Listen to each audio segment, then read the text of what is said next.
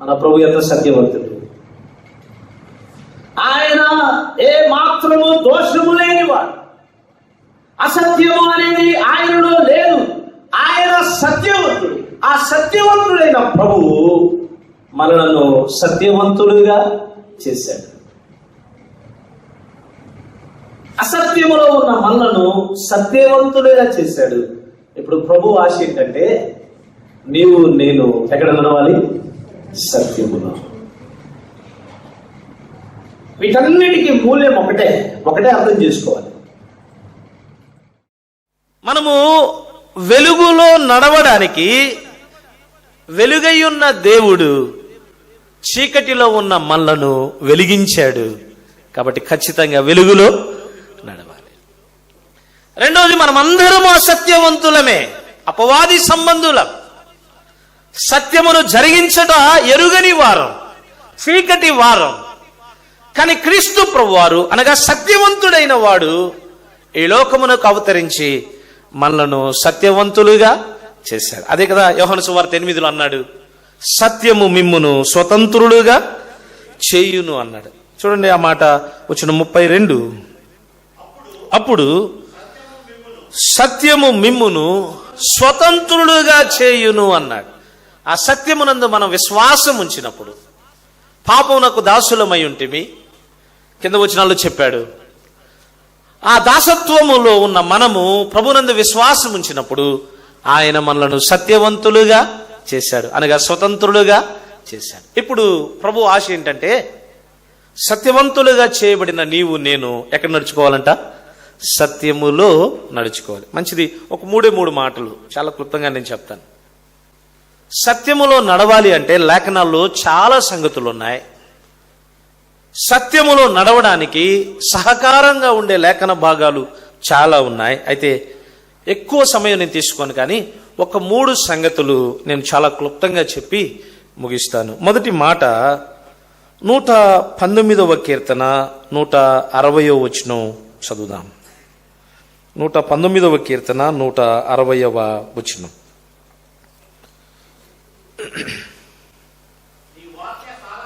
నీ వాక్య సారాంశము సత్యము, నీవు నియమించిన న్యాయ విధులన్నీ అనుసరింతును. కీర్తనాకారుడు అంటున్నాడు, సత్యములో నడవాలి అంటే మొదటి మాట దేవుని వాక్యాన్ని అనుసరించడం. దేవుని వాక్యాన్ని ఇంకా బాగా అర్థం కావడానికి 26వ కీర్తనకు రండి. కీర్తనల గ్రంథం 26వ కీర్తన మొదటి 3 వచనాలు మనం చదువుదాం, బాగా అర్థమవుతుంది. మొదటి 3 వచనాలు. యెహోవా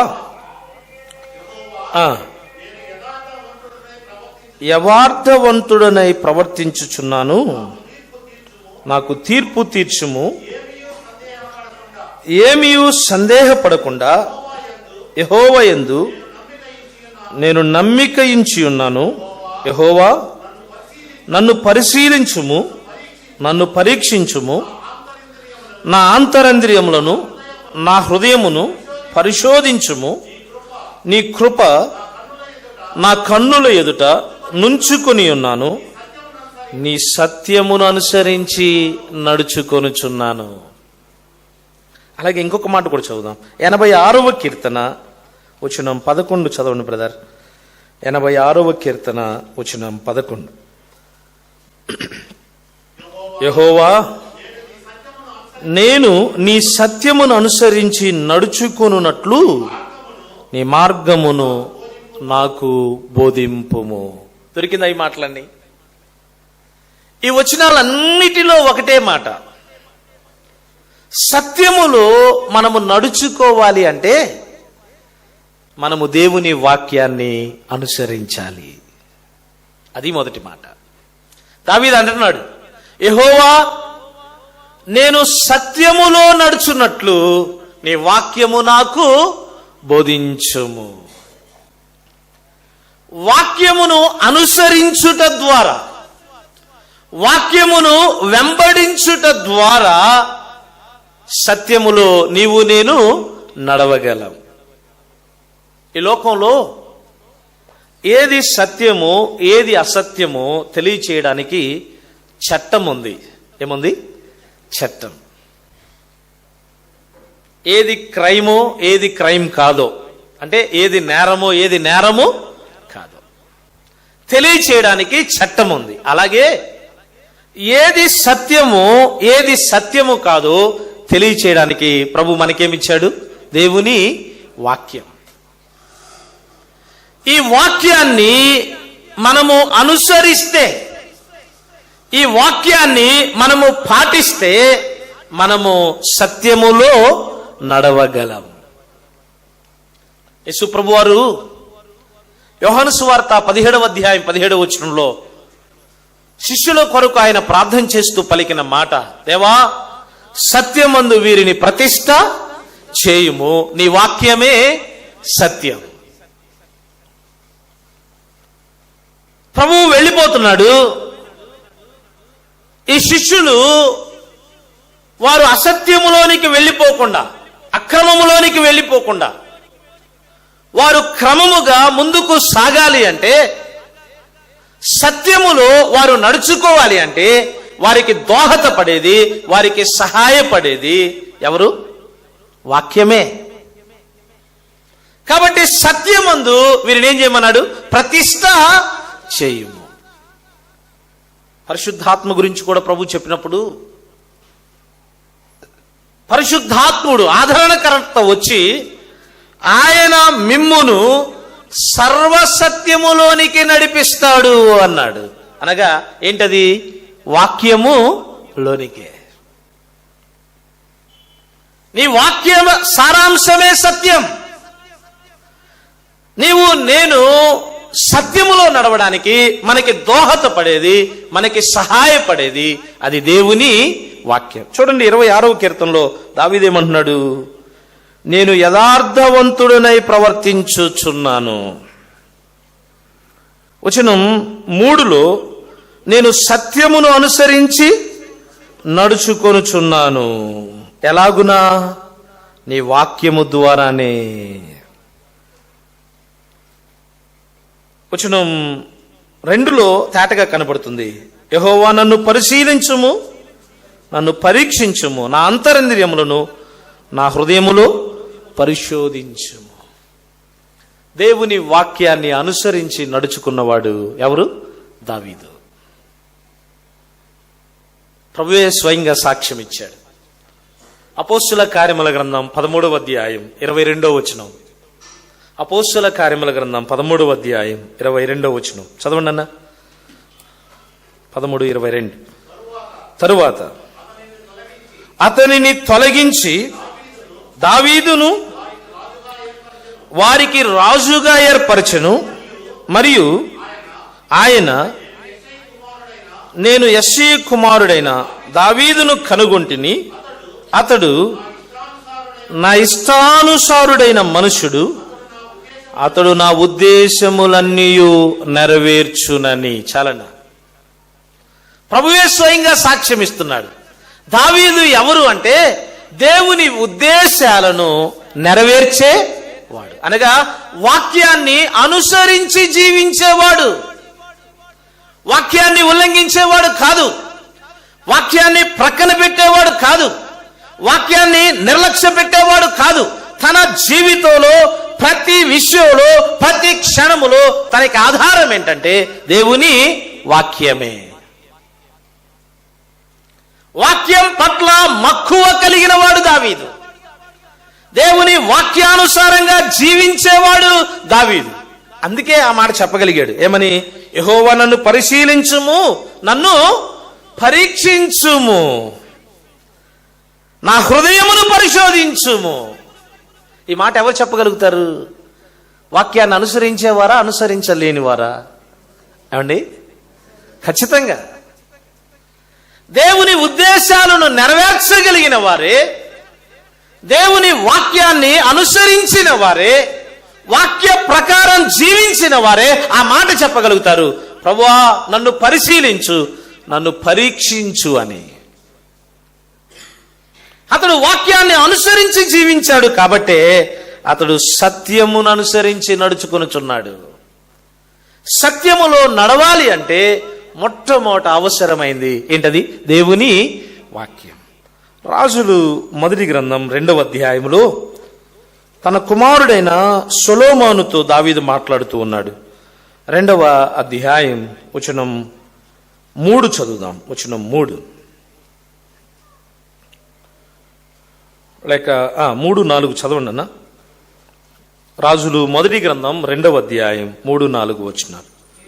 నీ దేవుడైన యెహోవా నీకు అప్పగించిన దానిని కాపాడి ఆయన మార్గములను అనుసరించిన ఎడల నీవు ఏ పని పూనుకొనినను ఎక్కడ తిరిగినను అన్నిటిలో వివేకముగా నడుచుకొందువు. మోషే ధర్మశాస్త్రములో వ్రాయబడి ఉన్న దేవుని కట్టడలను ఆయన నియమించిన ధర్మమంతటిని ఆయన న్యాయ విధులను శాసనములను గైకొనుము.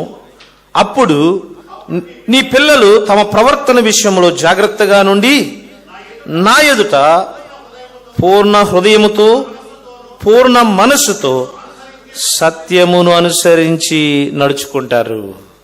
సొలొమోనుతో చెప్తున్నాడు చివరి పలుకులు. దావీదు మరణకాలము సమీపించింది. అదే మొదటి వచనంలో అన్నాడు. మరణము కాలము సమీపించినప్పుడు తన కుమారుడైన సొలొమోనుని పిలిపించాడు. సొలొమోనుతో మాట్లాడుతున్నాడు. లోకులందరూ పోవలసిన మార్గమున నేను పోవుచున్నాను. నేను వెళ్ళిపోయే సమయం ఆసన్నమైంది. కానీ నీవు సత్యమును అనుసరించి నడుచుకోవాలి అంటే చాలా తేటగా చెప్పాడు అక్కడ. మోషే ఇచ్చిన ధర్మశాస్త్రం అంతటి చొప్పున నీవు చేయవలెను. నీవు కేవలం ఈ విషయాన్ని నీవు అనుసరించడమే కాదు, నీ పిల్లలకు కూడా ఈ విషయాన్ని నీవు బోధించాలి. ఏమని? మోషే ధర్మశాస్త్రాన్ని అనుసరించాలి అని. సత్యములో మనం నడుచుకోవాలి అంటే మనకి ప్రామాణికం, మనకి అవసరమైనది అదేంటి అంటే దేవుని వాక్యమే. వాక్యము కలిగి లేకపోతే, వాక్యాన్ని అనుసరించకపోతే మనము సత్యములో నడవలేం. ఉదయకాలం సహోదరుడ సహోదరి, సత్యములో నడుచుకుంటున్నామా? నీలో నాలో సత్యము కనబడుతూ ఉందా? ప్రవర్తనలో, క్రియలలో, మన చర్యలలో సత్యమును అనుసరించి నడుచుకోవడం అనగా దేవుని వాక్యానికి ప్రాధాన్యత ఇవ్వడం. ప్రభు వాక్యానికి ప్రాధాన్యత ఎప్పుడు కనబడుతుందంటే, మనం మందిరానికి వస్తే ఇక్కడ కనబడదు. ఇక్కడ ఏం కనబడుతుంది? వాక్యానికి ప్రాధాన్యత ఇచ్చినట్టుగానే కనబడుతుంది. చక్కగా, చాలా అటెంటివ్గా, చాలా యథార్థంగా బైబిల్ తెరిచి రెఫరెన్స్ త్రిప్పుతూ వాక్యం వింటున్నాం. ఎలాగుంది? మేము సత్యంలో ఉన్నాం బ్రదర్. కానీ నిజంగా మనం సత్యమును అనుసరిస్తున్నాము అని ఎప్పుడు అర్థమవుతుందంటే, మన ఇంట్లో ఏదైనా కార్యక్రమం జరిగిద్దే, ఏదైనా కార్యక్రమం, గృహప్రవేశమో, ఒక స్తుతి కూడికో, అక్కడికి చెప్తున్నారు పెండ్లి, వెరీ గుడ్, అప్పుడు బట్ట బయలైపోద్ది మనం ఎంత వాక్యానికి ప్రాధాన్యత ఇస్తున్నాం. చాలా క్లవర్ అండి విశ్వాసులు ఈ దినాల్లో. ఎంత క్లవర్ అంటే, భారతీయ సాంప్రదాయ ప్రకారం సూత్రం కట్టాలి, అది మాత్రం మర్చిపోరు. కొద్దిగా సేవకుడు అంటే వివాహం చేసే వ్యక్తి గనక కొంచెం ఖచ్చితంగా ఉంటే అప్పుడు మౌనంగా ఉంటారు. పర్లేదులే బ్రదర్, వద్దులే బ్రదర్ అంటారు. ఆయన పెళ్లి చేసి దిగిపోతాడే, తర్వాత ఉంటది ఇక కుటుంబ సభ్యులు కలిసి వారు అనుకున్నది ఖచ్చితంగా చేస్తున్నారు. చూసారా? బహుశా మనుషులు చూడకపోవచ్చు, కానీ ఈ విషయం ఎవరు చూస్తున్నారు? ప్రభు చూస్తున్నారు. ఇప్పుడు చెప్పగలవా బ్రదర్ నేను సత్యాన్ని అనుసరించి నడుచుకుంటున్నానని? క్రైస్తవ వివాహంలో ప్రాముఖ్యమైనవి ప్రమాణాలే అనుకుంటున్నాం. ప్రమాణాలు తప్ప వివాహ జీవితాన్ని ఏ ఆభరణమైనా ఎంత ఖరీదైనవైనా అవి కాపాడలేవు అని సంపూర్ణంగా నమ్ముతున్నాం. నమ్మికైతే ఉంది కానీ ఆచరణలో అనుసరణలో దాన్ని కనపరచలేకపోతున్నాం. ఎంత దయనీయమైన పరిస్థితి. ఎక్కడో చోట పట్టుబడతాం. ఒకసారి ఒక వివాహం చేయడానికి ఆహ్వానించారు.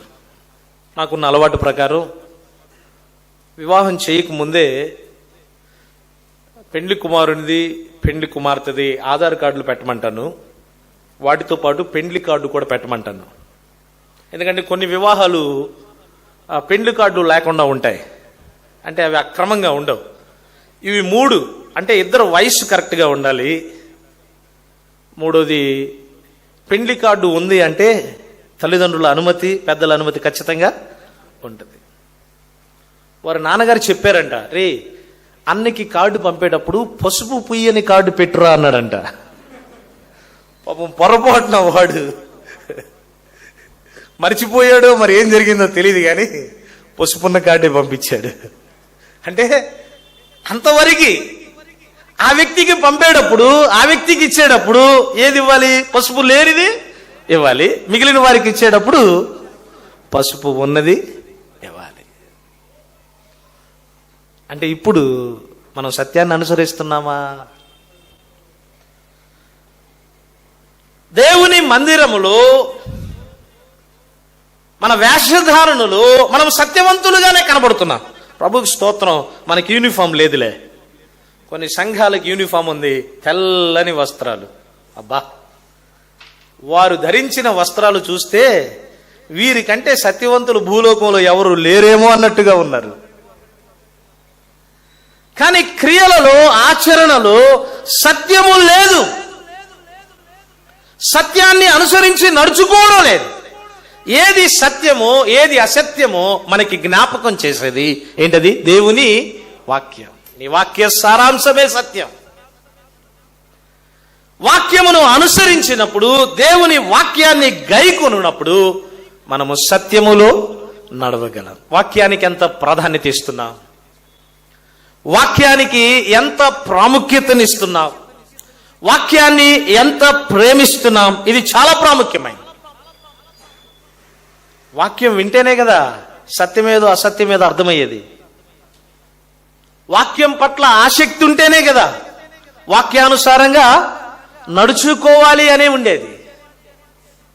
వాక్యాన్ని ప్రేమిస్తేనే కదా అలాగూ మనం నడుచుకోగలుగుతాం కదా. యజమానురాలను ప్రేమిస్తున్నప్పుడు యజమానుని బాటలో యజమానురాలు నడుస్తుంది. తల్లిదండ్రులు పిల్లల్ని ప్రేమిస్తూ ఉన్నప్పుడు పిల్లలు తల్లిదండ్రుల బాటలో నడుస్తారు. అలాగే వాక్యాన్ని ప్రేమిస్తుంటే మనము వాక్యములో నడవగలం.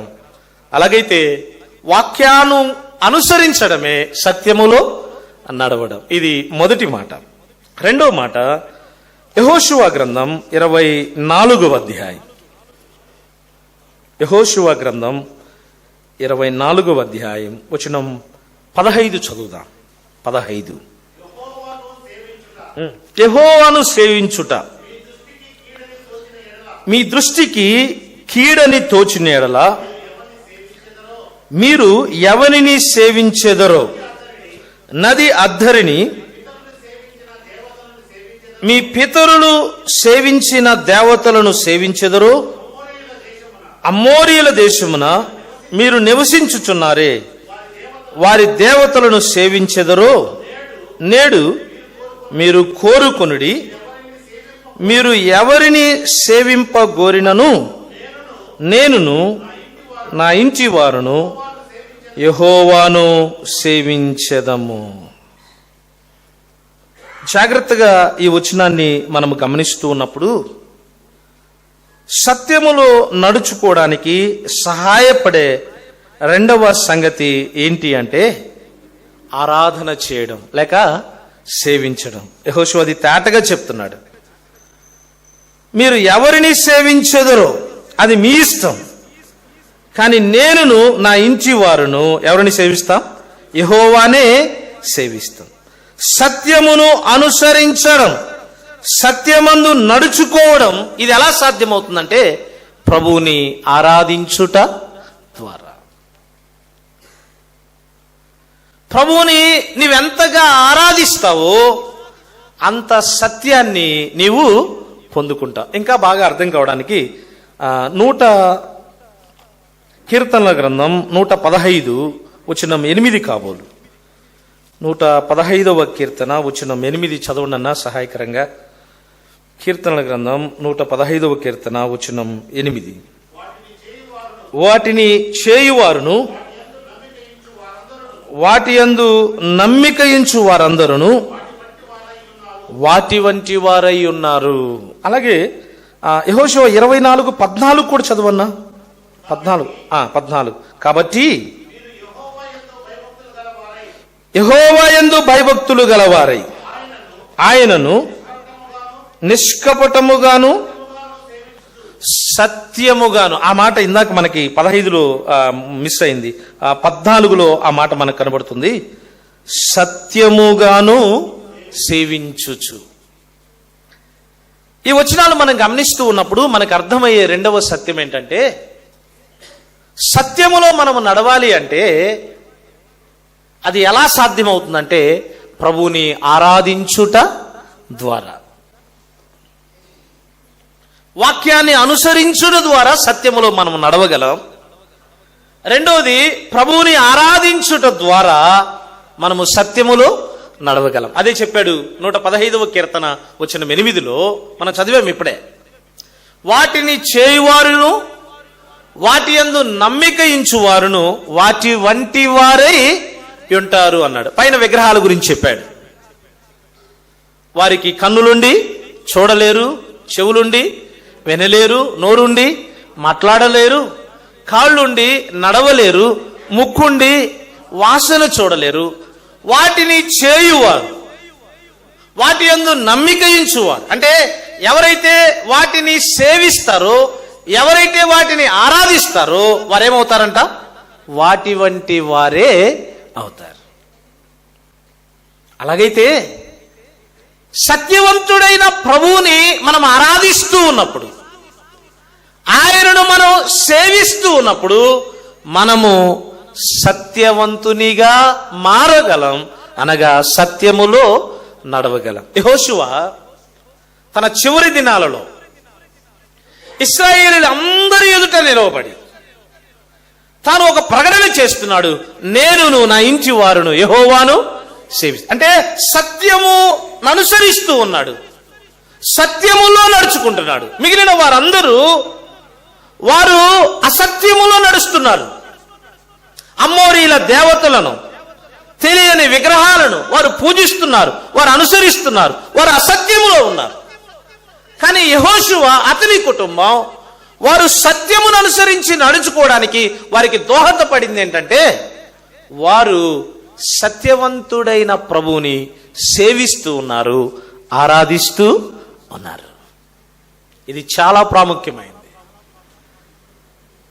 ఆ ప్రభు యొక్క గుణలక్షణాలు, ఆ ప్రభు యొక్క సత్యము నీలో నాలో ఉనికి పుచ్చుకోవాలి అంటే, వాటిని కలిగి మనము జీవించాలి అంటే ఆ సత్యవంతుని మనం ఏం చేయాలి? ఆరాధన చేయాలి, సేవించాలి. ఆరాధన అంటే కేవలం ప్రభువుకి మనం అర్పించడమే కాదు, ఆరాధనలో ప్రభు యొక్క గుణ లక్షణాలను మనము సంపాదించుకుంటాం. ఆయన గుణ లక్షణాలను ఎత్తి స్తుతిస్తున్నాం. హృదయపూర్వకంగా ఆయన గుణ లక్షణాలను ఎత్తి స్తుతిస్తూ ఉన్నప్పుడు ఆయన గుణాలు ఎవరిలోనికి వస్తాయి? మనలోనికి వస్తాయి. ఆయన్ని ఆరాధిస్తున్నప్పుడు, ఆయన్ని పూజిస్తూ ఉన్నప్పుడు, ఆయన్ని సేవిస్తూ ఉన్నప్పుడు మనము సత్యమును అనుసరించి నడగగలం. అందుకనే ప్రభు చాలా తేటగా చెప్పాడు సమరీ స్త్రీతో, వారికి వేరొక ఆరాధన ఉంది అన్నారు. వేరొక ఆరాధన ఉంది. కానీ ప్రభు ఏమన్నాడు 4:24లో, దేవుడు ఆత్మ గనుక ఆయనను ఆరాధించువారు. ఆత్మతోనూ సత్యముతోనూ ఆరాధింపవలను. సత్యములో నడుచుకోవాలంటే ఆరాధించుట చాలా ప్రాముఖ్యమైంది.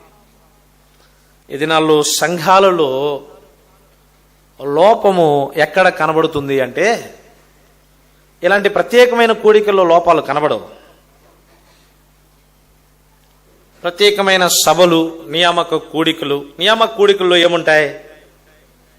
ఆ పాటలు ఉంటాయి, వాక్య ధ్యానం ఉంటుంది, పాటలు ఉంటాయి, ప్రార్థన ఉంటుంది. ప్రత్యేకమైన కూడికల్లో కూడా పాటలు ఉంటాయి, వాక్యము ఉంటుంది. అంత పెద్దగా లోపాలు కనబడవు. ఒకవేళ ఆలస్యంగా వచ్చినా చెప్పుకోవడానికి అనుకూలతలు ఉన్నాయి, వర్షాటంకము, ఇంకొకటో. కానీ ఆరాధనలో మన యొక్క లోపాలు తేటగా కనబడతాయి. స్తుతులు చెల్లించేటప్పుడు సిద్ధపాటు లేకుండా స్తుతులు చెల్లించడం, పాత్ర కొరకు స్తుతులు చెల్లించేటప్పుడు ఏం చేస్తారు? కొంతమంది ప్రార్థన చేసేవారు ఉన్నారు. ఆరాధన తలంపులు అందించేటప్పుడు ఆరాధనలో ఎలాంటి తలంపులు అందించాలో ఎరుగక వాక్యాన్ని ప్రకటించేవారు ఉన్నారు. ఆరాధనలు ఏంటి? వాక్యం. మన పూర్వీకులు, బహుశా ఇది ఎంతవరకు మీరు అంగీకరిస్తారో నాకు తెలియదు, కానీ నేను అర్థం చేసుకున్న విధానం, మన పూర్వీకులు వారు హెచ్చరికలు అని ఆరాధనలో హెచ్చరించేవారు. వారు అర్థం చేసుకున్న దాన్ని బట్టి మీరు ఈ వారం అంతా క్రమంగా ఉంటేనే, తప్పు చేయకుండా ఉంటేనే పాత్రలో పాలు పంపులు పొందండి అని పాత్ర ఇచ్చే ముందు ప్రకటన కాదు, కానీ ఆరాధన అంతా అదే చెప్పేవాళ్ళు. ఆరాధన తలంపులు అదే అందించేవాడు. కానీ వాస్తవానికి ఆరాధనలో మనం ఎవరిని జ్ఞాపకం చేసుకుంటున్నాం? ప్రభువుని. ఆయన ఔన్నత్యం, ఆయన పరిశుద్ధత, ఆయన గుణలక్షణాలు, వాటన్నిటినీ జ్ఞాపకం చేసుకుని అట్టి ప్రభు మన కొరకు ఏం చేశాడో జ్ఞాపకం చేసుకుని ఆయన్ని మనం ఆరాధిస్తూ ఉన్నాం. కానీ ఇప్పటికీ చాలా మంది ఆరాధనలో ప్రభు ఔన్నత్యాన్ని చెప్పేవారు లేరు, ప్రభు గుణలక్షణాలు వివరించేవారు లేరు. అదే హెచ్చరికలు. ఈ వారం అంతా నువ్వు ఎట్టున్నావు, నువ్వేం చేసావు, ఎలా ఉన్నావు, చూసారా?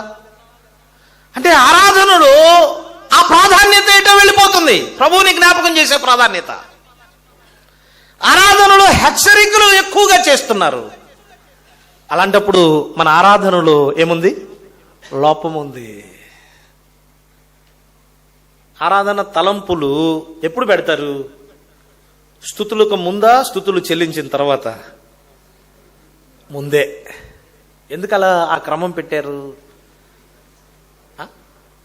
నువ్వు చెప్పే తలంపుల ఆధారంగా సహోదరులు స్తుతులు చెల్లించడానికి. నువ్వు ఆరాధన తలంపులన్నీ నువ్వు ఎలా ఉన్నావో చూసుకో, పరీక్ష చేసుకున్నావు అనుకో, ఇప్పుడు ఈయన ఏం స్తుతులు చెల్లించాలి? ఈయనకేం ప్రేరేపణ కలిగింది? ఇక ఆయన కూడా అలాగే చేస్తాడు. ప్రభువా, ఈ వారం అంతా నేను అబద్ధం ఆడానయ్యా, నేను మోసం చేశానయ్యా, అంతే కదా. అంటే నాకున్న అవగాహన నేను చెప్తున్నాను. సత్యాన్ని అనుసరించి మనము నడవాలి అంటే మన ఆరాధన సరిగా ఉండాలి. స్థానిక సంఘము సత్యాన్ని అనుసరిస్తున్నారా లేదా అని అర్థమయ్యేది ఎప్పుడు అంటే ఆరాధన. రండి, దినవృత్తాంతాలు 2వ గ్రంథం 29వ అధ్యాయం 29వ అధ్యాయం 28వ వచనం, 29వ వచనం, 30వ వచనం చదువుదాం. 28, 29, 30. అంతసేపును సర్వ సమాజము ఆరాధించుచుండెను. వచనం 29 చదవండి అన్న. వచనం 29. బోరలు ఊదువారు నాదము చేయుచుండిరి, దహన బలి అర్పణ సమాప్తమగు వరకు ఇదంతయు జరుగుచుండెను. వారు అర్పించుట ముగించిన తర్వాత రాజును అతనితో కూడనున్న వారందరూ తమ తలలు వంచి ఆరాధించిరి. దీర్ఘదర్శియగు ఆసాబును రచించిన శ్లోకములను ఎత్తి స్తుతించుడని రాజైన హిజ్కియాయును అధిపతులను లేవీలకు ఆజ్ఞాపింపగా వారు సంతోషముతో స్తోత్రములు పాడి తల వంచి ఆరాధించి. 3 మాటలు మనకు కనబడుతున్నాయి. 28లో అంతసేపు సర్వ సమాజము ఆరాధించు చుండెను అన్నాడు. 29లో వారందరూ తమ తలలు వంచి ఆరాధించిరి అన్నాడు. 30వ వచనంలో వారు సంతోషముతో స్తోత్రములు పాడి తల వంచి ఆరాధించిరి అన్నాడు. ప్రభుని ఆరాధించుటలో ఈ 3 మాటలు చాలా ప్రాముఖ్యమైనవి. నెంబర్ 1 అదేంటి అంటే అంతసేపు సర్వ సమాజము ఆరాధించు చుండెను. ఎంతసేపు? చాలా మందికి ఆరాధన అంటే వారికి ఉన్న అవగాహన పాత్రలో పాలు పంపులు పొందడమే. ఏంటది? పాత్రలో పాలు పంపులు పొందడం. పొరపాటున గైహాజరై రొట్టె ఇచ్చే సమయానికి రాలేదనుకోండి, రొట్టె పుచ్చుకోలేదనుకోండి, వారేం భావిస్తారంటే ఈరోజు నేను ఆరాధన చేయలేదన్నా, ఈరోజు నేనేం చేయలేదు. కాదు. ఆరాధన అంటే పాత్రలో పాలు పంపులు పొందడం కాదు సుమా. ఆరాధన అంతసేపు అన్నాడు. ఎంతసేపు? ప్రారంభ పాట నుండి కానుకల కొరకు స్తుతులు చెల్లించే అంతవరకు. ఇదేంటిది? అది ఈ అవగాహన మనకు ఉండాలి. కేవలం పాత్రలో పాలు పంపులు పొందడం అది ఆరాధన కాదు. ఆరాధనలో ఏముంటాయి? ఏం పాటలు పాడతారు? బ్రదర్? ఆరాధన పాటలే. ప్రభు ప్రేమను, ప్రభు గొప్పతనాన్ని సూచించే పాటలు, ప్రభు శిలువ కార్యాన్ని చూపించే పాటలు. వేరొకటి పాడరు ఆరాధనలో. ఆరాధన తలంపులు ప్రభువుని గురించి అందిస్తారు.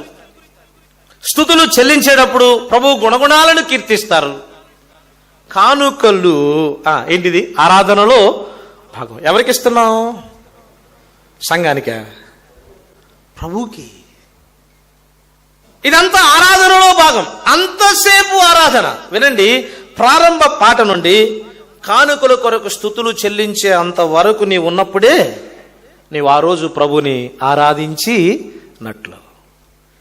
ఈ కార్యక్రమంలో ఒకటి నీవు మిస్ అయినా, అంటే పాటలు అయిపోయినాక వచ్చావు అనుకో, నీవు సంపూర్ణంగా ప్రభుని ఆరాధించినట్లే.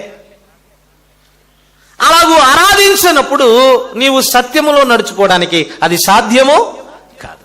2వ మాట అక్కడే చెప్పాడు. ఆరాధన వారు ఎలాగ చేశారంట? తమ తలలు వంచి. పాతకాలంలో ఆ క్రమం కనపడేది తేటగా. ఆరాధన అంటే పిన్ డ్రాప్ సైలెన్స్. ఎక్కడ ఏ శబ్దాలు వినబడేవి కాదు.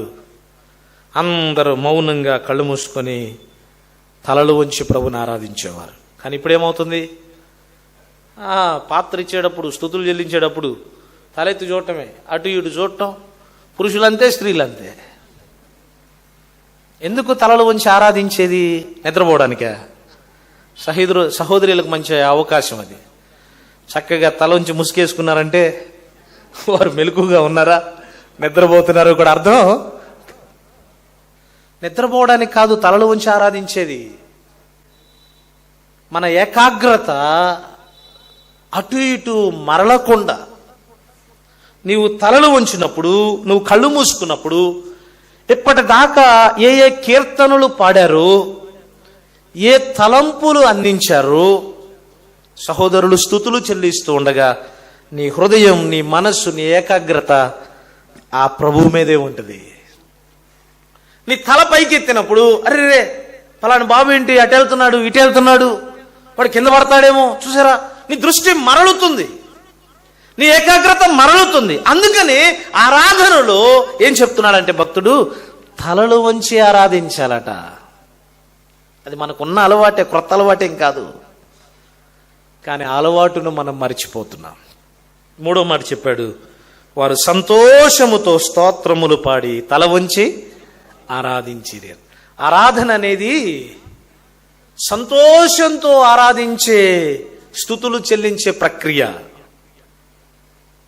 చాలామంది అప్పటి వరకు బాగానే ఉంటారు, స్తుతులు చెల్లించే సమయంలో ఏమవుతుందో తెలీదు, ఒక్కసారిగా ఎక్కుళ్ళు పెట్టి ఏడుస్తుంటారు. అప్పటి వరకు బాగానే ఉంటారు, కానీ ఆ ఒక్క సమయంలోనే వారికి ఆ దిగులు పెళ్ళుతుంది అనమాట. ఏమవుతుందో తెలీదు. నా కోసం అది చేసావు, ఇది చేసావు. కాదు, ఆరాధనలో కృత్రిమంగా నిజంగా పశ్చాత్తాపంతో నిజమైన వేదనతో నువ్వు అలా ప్రభుని స్తుతిస్తే పర్వాలేదు, కానీ అప్పటికప్పుడే ఆర్టిఫిషియల్గా కృత్రిమంగా ఆవేదన తెచ్చుకొని స్తుతులు చెల్లించడం అది సరైన ఆరాధన కాదు. ఆరాధన అంటే సంతోషంగా ప్రభుకి స్తుతులు చెల్లించేది. 2 మాటలు మనం ఆలకించాం. సత్యమును అనుసరించి నడుచుకోవాలి అంటే, 1 వాక్యాన్ని అనుసరించి నడుచుకోవాలి అంటే వాక్యాన్ని కలిగి ఉండాలి. 2వది ప్రభువుని ఆరాధించుట ద్వారా, ప్రభువుని సేవించుట ద్వారా మనము సత్యమును అనుసరించి నడుచుకోగలం. 3వ మాటకు మనం వెళదాం. గలతీ పత్రిక 2వ అధ్యాయం. అపోస్తుడైన పౌలు గలతీలకు రాసిన పత్రిక 2వ అధ్యాయం వచనం 5, వచనం 14 కూడా చదువుదాం. 5వ వచనాన్ని 14వ వచనాన్ని. సువార్త సత్యము మీ మధ్య నిలుచున్నట్లు మేము వారికి ఒక్క గడి అయినను లోబడుటకు ఒప్పుకొనలేదు. వచనం 14, వారు సువార్త సత్యము చొప్పున క్రమముగా నడుచుకొనకపోవుట నేను చూచినప్పుడు అందరి ఎదుట కేఫాతో నేను చెప్పినదేమనగా, నీవు యూదుడవైయుండియు యూదుల వలె కాక అన్యజనుల వలనే ప్రవర్తించుచుండగా అన్యజనుడు యూదుల వలె ప్రవర్తింపవలనని ఎందుకు బలవంతము చేయుచును. 3వ మాట, సత్యమును అనుసరించి నడుచుకోవాలి అంటే సత్యం కొరకు నిలబడాలి. We need to stand for the truth.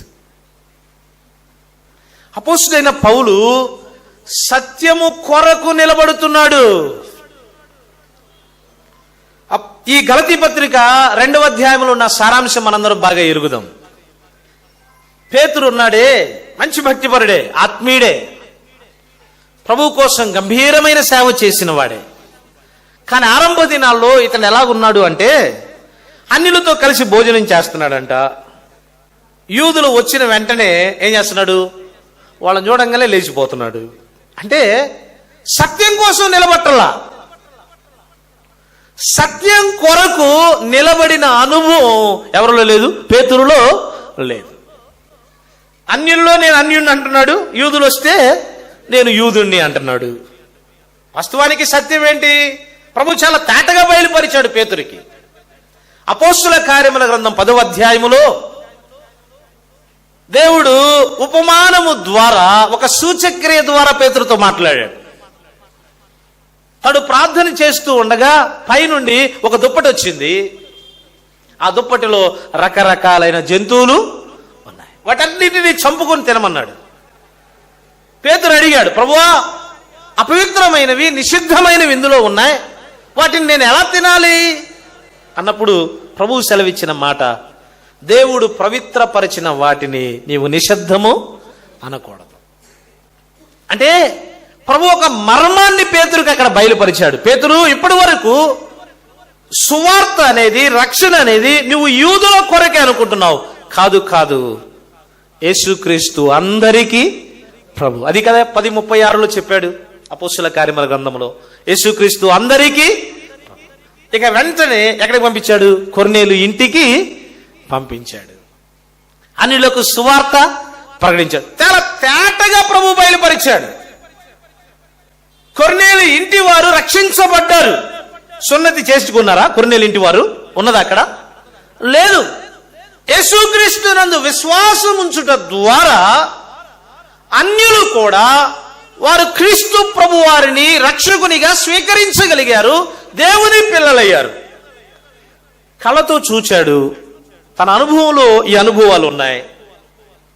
ఇన్ని అనుభవాలు కలిగిన పేతురు ఇప్పటికీ సత్యం కోసం నిలబడలేకపోతున్నాడు. సత్యాన్ని అనుసరించి నడుచుకోవాలి అంటే దేని కొరకు నిలబడాలి? సత్యము కొరకు నిలబడాలి. అపోస్తులైన పౌలు తాను ఎలాంటి హింసలైనా శ్రమలైనా పొందడానికి ఇష్టపడుతున్నాడు కానీ సత్యం విషయంలో మాత్రం రాజీ పడినవాడు కాదు. ఈ దినాల్లో చాలా మంది సత్యం విషయంలో రాజీ పడుతున్నారు. అందుకనే సత్యాన్ని అనుసరించి నడవలేకపోతున్నాం. ఎవరి పక్షాన వారి పక్షాన మాట్లాడుతున్నాం. అన్యుల పక్షాన ఉన్నప్పుడు మీ అందరిలో నేను కూడా ఒకడిని అంటున్నావు, నీది రైట్ అంటున్నావు. యూదుల పక్షాన ఉన్నప్పుడు మీ అందరిలో నేను కూడా ఒకటే అంటున్నావు, మీది రైట్ అంటున్నావు. ఇప్పుడు నువ్వు సత్యం వైపు నిలబడ్డావా, అసత్యం వైపు నిలబడ్డావా? విశ్వాసము ద్వారా రక్షణ అంటే అవునంటున్నావు, సున్నతి ద్వారా రక్షణ అంటే అవునంటున్నావు. ఇప్పుడు నువ్వు సత్యం కొరకు నిలబడింది ఎక్కడ? పౌలు 5వ వచనంలో అన్నాడు, సువార్త సత్యము మీ మధ్య నిలుచున్నట్లు మేము వారికి ఒక్క గడి అయినను లోబడుటకు ఒప్పుకొనలా. ఒక్క గడియ కూడా ఒప్పుకోలా. సున్నతి ద్వారా రక్షణ అంటారా? లేదు, నేను ఒప్పుకోను. కేవలం విశ్వాసము ద్వారానే రక్షణ. ఒక్క గడి అయినా ఎవరికి లోబడలేదట. కొరింథీ 2వ పత్రిక 13వ అధ్యాయం వచనం 8 చదవండి అన్న. కొరింథీ 2వ పత్రిక 13వ అధ్యాయం 8వ వచనం. 13:8.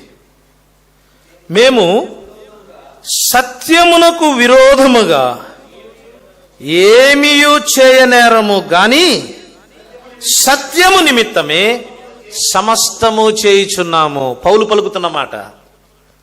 మేము సత్యమునకు విరోధంగా ఏమీ చెయ్యం. సత్యము కొరకే సమస్తాన్ని చేస్తాం. మమ్మల్ని కొట్టినా పర్వాలేదు, మమ్మల్ని తిట్టినా పర్వాలేదు, మమ్మల్ని అవమానించినా పర్వాలేదు, మమ్మల్ని నిందించినా పర్వాలేదు, మమ్మల్ని చెరసాలలో వేసినా పర్వాలేదు, మేము దేని కొరకు నిలబడతాం? సత్యము కొరకే నిలబడతాం. సత్యమును అనుసరించి నడుచుకోవాలి అంటే సత్యము కొరకు నిలబడాలి. సంఖ్యాకాండం 14వ అధ్యాయం 6 నుండి 10 వచనాలు మనం చదివినప్పుడు మోషే ఇశ్రాయేలీల 12 గోత్రాల వారిని గోత్రమునకు ఒకరి చొప్పున వేగుల వారిని ఏర్పరిచి వారిని కనానును వేగు చూడటానికి పంపించాడు. పంపి చూడటానికి వెళ్ళినప్పుడు 10 మంది వచ్చి అసత్యం చెప్పారు. వామ్మో, మనము దాన్ని జయించలేం. అక్కడ ప్రజలు ఎద్దు పచ్చిక నాకేసినట్లుగా మనల్ని నాకేస్తారు. ఎలా నాకేస్తారంట? పచ్చిక నాకేసినట్లుగా. మనం అసలు అక్కడ నిలవలేం, వారి ఎదుట మనం నిలవలేం అని చెప్పినప్పుడు ప్రజలు మోషేని దూషించారు. ఏమయ్యా, ఐగుప్తులోనే చచ్చిపోతే బాగుండు, అక్కడ సమాధులు లేవా? ఇంత దూరం తీసుకొచ్చావా? ఈ అరణ్యాన్ని దాటించి ఇదిగో ఇక్కడ మమ్మల్ని చంపివేయడానికి, వారికి మమ్మల్ని అప్పగించడానికి తీసుకొచ్చావని దూషించారు. కానీ అందులో ఇద్దరు సత్యం కొరకు నిలబడ్డారు. చూడండి, ఆ మాట చదువుదాం. సంఖ్యాకాండం 14వ అధ్యాయం వచనం 6. అప్పుడు దేశమును సంచరించి చూచిన వారిలో నుండిన నూను కుమారుడగు యెహోషువయు యెఫున్నె కుమారుడగు కాలేబు బట్టలు చింపుకొని ఇప్పుడు సత్యం కొరకు నిలబడుతున్నారు. లేదు లేదు, నిశ్చయముగా వాగ్దానం చేసిన దేవుడు నమ్మదగిన వాడు. ఆ దేశాన్ని ఆయన మనకిస్తాడు, దాన్ని మనం స్వతంత్రించుకోగలం. అది పాలు తేనెలు ప్రవహించే దేశం అని వారు సత్యము కొరకు ఏం చేశారు? నిలబడ్డారు. నిజంగా ఇలాంటి పరీక్ష మనకు వస్తే, ఏ పరీక్ష? 10 మంది ఒకవైపు, ఒక్కరు ఒకవైపు. యెహోషువని అలా ప్రక్కన పెడదాం, లేకపోతే కాలేబుని అలా ప్రక్కన పెడదాం. 10 మంది ఒకవైపు ఉన్నారు, యెహోషువ ఒక్కడే లేకపోతే కాలేబు ఒక్కడే ఒకవైపు ఉన్నారు. ఇక్కడ నేను నిలబడున్నాను. ఇప్పుడు నేను ఎవరి పక్షాన మద్దతు ఇస్తాను? 10 మందికి ఇస్తానా, ఒక్కరికి ఇస్తానా? అది సత్యమో అసత్యమో తీసి పక్కన పెట్టడంలే. 10 మంది ఒకవైపు ఉన్నారు, ఒక్కరు ఒకవైపు ఉన్నారు. ఇప్పుడు నా మద్దతు ఎవరికి ఇస్తాను? చూసారా, 10 మందికే ఇస్తాం. 10 మంది ఒక పక్కన ఉన్నారు కాబట్టి 10 మంది పక్షపాతిగా ఉండడానికి వ్యవహరిస్తాం. ఒకరి ఇద్దరి పక్షాన మాట్లాడడానికి మనం ఇష్టపడం. కానీ యెహోషువ, కాలేబులు అలాంటి వారు కాదు. They are minority, but even they stood for the truth. సంఖ్యా బలము లేదు, కానీ వారు సత్యము కొరకు నిలబడ్డారు. ఈ దినాల్లో ఇలాంటి వారిని మనం చూడగలుగుతున్నామా? సంఘములో ఏదైనా సమస్య వచ్చినప్పుడు, ఏదైనా వివాదం వచ్చినప్పుడు నిన్నొచ్చి అడిగితే, బ్రదర్ మీరేమంటారు, మీ అభిప్రాయం ఏంటంటే, ప్రార్థన చేద్దాం బ్రదర్ అంటాం. ఆ మాట అంటే బాగానే ఉంది, అలాగే అనుసరిస్తే బాగుంటుంది, ఉత్తదే. ఆ తర్వాత ఎంక్వైరీ చేస్తాం.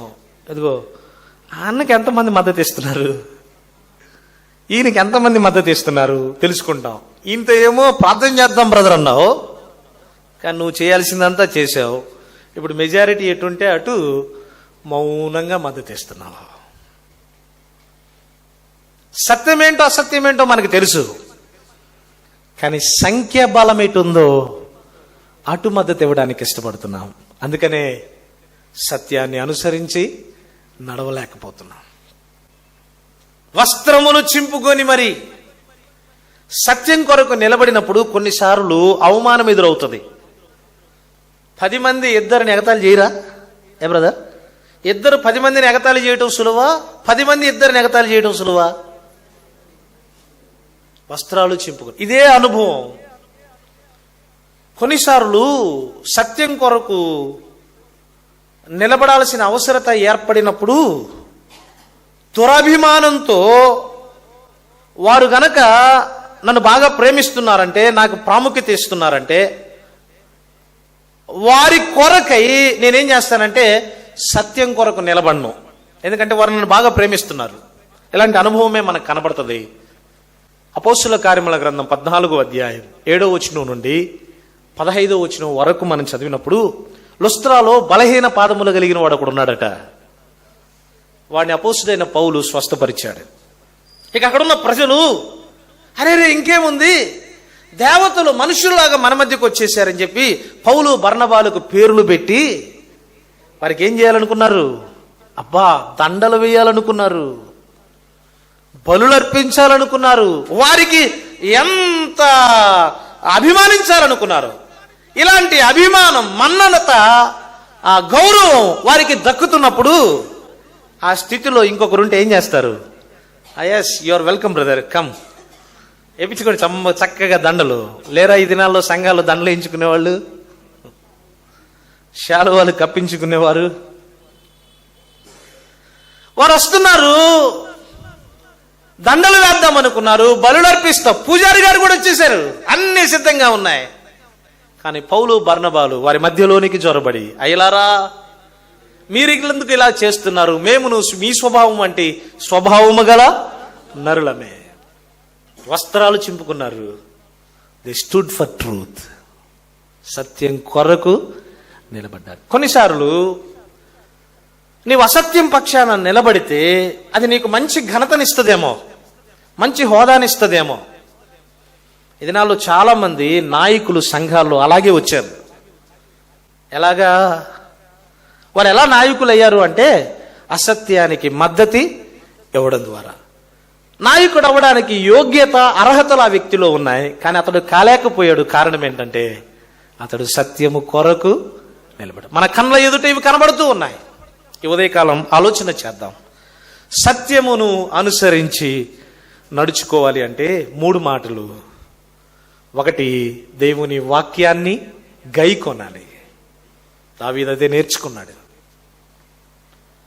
దావీదు అదే తన కుమారునికి నేర్పించాడు. మోషే ధర్మశాస్త్రం అంతటి చొప్పున నువ్వు చేయవలెను, అప్పుడు నీవు సత్యాన్ని అనుసరించి నడుచుకుంటావు. 2, ప్రభువుని ఆరాధించుట ద్వారా. వాటిని చేయువారు, వాటి యందు నమ్మిక ఉంచువారు వాటి వంటి వారై ఉంటారు. ఆ ప్రభువుని ఆరాధించుట ద్వారా మనము సత్యములో నడుచుకోగలం. 3 ఏంటది? సత్యము కొరకు నిలబడుట ద్వారా. అది నీకు అవమానమైనా పర్వాలేదు. వస్త్రాలు చింపుకోవడం నలుగురిలో అది ఘనత? ఎంత అవమానం! అది నీకు అవమానమైనా పర్వాలేదు. సత్యము కొరకు నీవు నిలబడినప్పుడు సత్యాన్ని అనుసరించి నీవు నడుచుకోగలవు. అలాగైతే ఈ ఉదయకాలం నమ్మిన మనం సత్యాన్ని అనుసరించి నడుచుకోవడానికి ప్రభు మనకి సహాయం చేయనుగాక. ఇంకా సత్యవంతుడైన క్రీస్తు ప్రభు వారిని ఎరగకుండా అసత్యములోనే ఉంటే ఈ ఉదయకాలం అచ్చివారు ఎవరైనా ఉంటే దేవుని వాక్యము సెలవిచ్చినట్లుగా సత్యము మిమ్మును స్వతంత్రులుగా చేస్తుంది. పాప బానిసత్వంలో ఉన్నవారిని ఆ బానిసత్వం నుండి విడిపించి స్వతంత్రులుగా చేసేది దేవుని వాక్య సత్యం. ఆ సత్య స్వరూపి అయిన క్రీస్తు ప్రభు వారిని సొంత రక్షకునిగా అంగీకరించి సత్యమును అనుసరించి నడుచుకోవాలని మాటలు తెలియజేస్తూ ముగిస్తూ ఉన్నాను. మనందరి వెనుకల్లో ప్రభు ఈ మాటలు దీవించునుగాక.